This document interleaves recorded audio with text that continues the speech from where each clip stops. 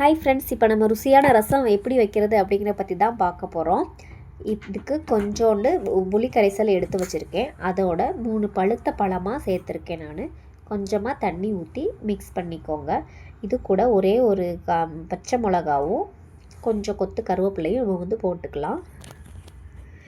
Subscribe பண்ணாமல் பார்க்குறீங்க friends, subscribe பண்ணி பாருங்கள். அப்போ தான் அடுத்தடுத்து வீடியோ போடணும் அப்படிங்கிற மோட்டிவேஷன் எனக்கு வரும்.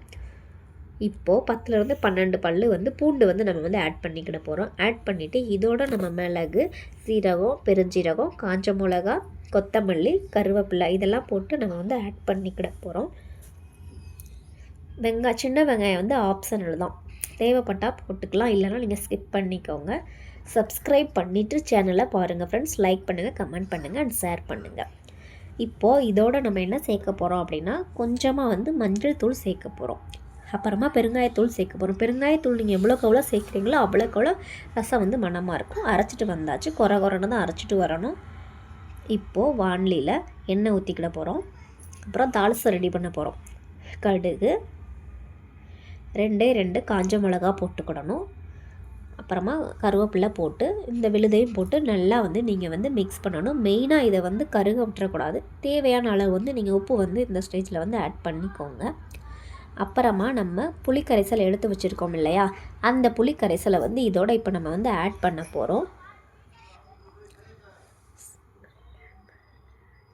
ரசம் சீக்கிரமாக ஜீரணமாகும், குழந்தைங்களாம் கொடுக்கலாம். அப்புறமா ரசம் பவுடரை கொஞ்சமாக நம்ம சேர்த்துக்க போகிறோம். நான் எப்பவுமே ஒரு பாக்கெட் தான் சேர்ப்பேன், அப்போ தான் ரைஸ் டேஸ்ட்டாக இருக்கும். இப்போ கொஞ்சம் இதை கிளறி விட போகிறோம். கிளறி விட்டுட்டு இந்த ஸ்டேஜில் உப்பு தேவைப்பட்டுச்சு அப்படின்னா நீங்கள் போட்டுக்கோங்க. அப்புறம் தேவையான அளவு தண்ணியுமே நீங்கள் ஆட் பண்ணிக்கலாம். எவ்வளோ தண்ணி வேணுமோ அவ்வளோ தண்ணி ஆட் பண்ணிக்கோங்க. நிறைய புளி எடுத்துருந்தீங்கன்னா கூட கொஞ்சம் தண்ணி ஊற்றுற மாதிரி இருக்கும். கொஞ்சமாக எடுத்துருந்தீங்கன்னா கொஞ்சமாக தண்ணி ஊற்றுறோம். இப்போ அடுப்பு சிம்மில் தான் இருக்கணும். ரசம் கொதிச்சு வருது. இப்போ கொதிச்சு வரும்ல, இந்த நேரத்தில் கொஞ்சமாக நம்ம பெருங்காயம் சேர்த்துக்கிட போகிறோம்.